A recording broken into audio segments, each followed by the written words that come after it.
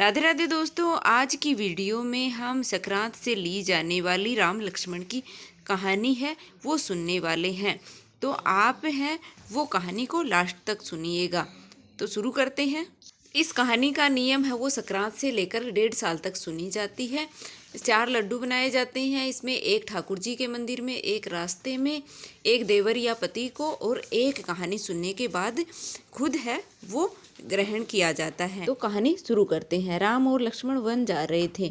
सीता जी बोली कि मैं भी चलूँगी। राम बोले कि नहीं, वहाँ पर शेर बगीरा भालू ये सब होंगे तो तुम डर जाओगी, और वहाँ पर रास्ते में है वो कांटे भी होंगे तो तुम्हारे चुभ जाएंगे, तो तुम यहीं पर रहो। सीता माता बोली कि नहीं, मैं तो जाऊँगी। और वहाँ जा कर के और सीता बोली कि मुझे तो कहानी सुननी है, मैंने कहानी का नेम लिया है, मेरी कहानी का उखारा कौन भरेगा। राम बोले कि मैं भर दूंगा। सीता बोली कि नहीं, आप तो मेरे पति हो, आप नहीं भर सकते। बोले लक्ष्मण भर देगा। तो सीता जी बोली कि नहीं, वो भी मेरे देवर हैं, वह भी नहीं भर सकते। तो राम जी बोले कि आप हैं वो कुएं की पाल पर जाकर बैठ जाओ, और वहाँ पर पानी लेने के लिए जो स्त्रियाँ आएंगी वही आपकी कहानी का हुंकारा है वो भर देंगी।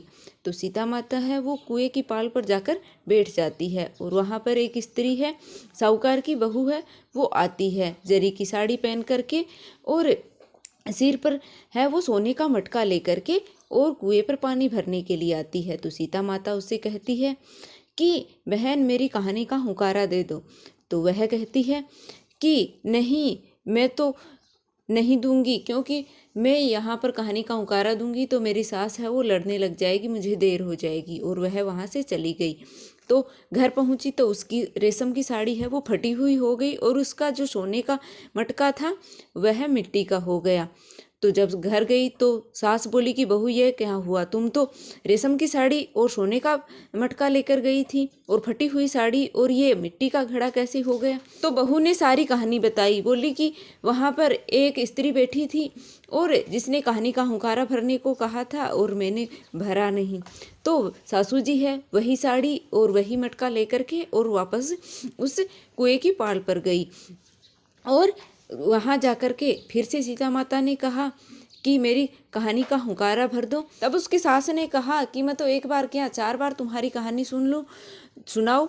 तब सीता माता ने अपनी कहानी सुनानी शुरू की। आओ राम बैठो राम, चंदन चौकी डालू डालू राम, साल दुसाला ओढ़ो राम, दूध बतासा पीवो राम, राम घाट में दूजा घाट, जब बोलूं जब राम ही राम। और वह रेशम की साड़ी है वो फिर से जरी की साड़ी हो गई, और जो मिट्टी का घड़ा था वह फिर से सोने का घड़ा हो गया। तो सास है वो फिर से है घर चली गई, और घर जा कर के बहू ने बोला कि सासू माँ यह क्या हुआ, आपकी तो साड़ी फिर से रेशम की हो गई और जो मिट्टी का घड़ा था वह सोने का हो गया।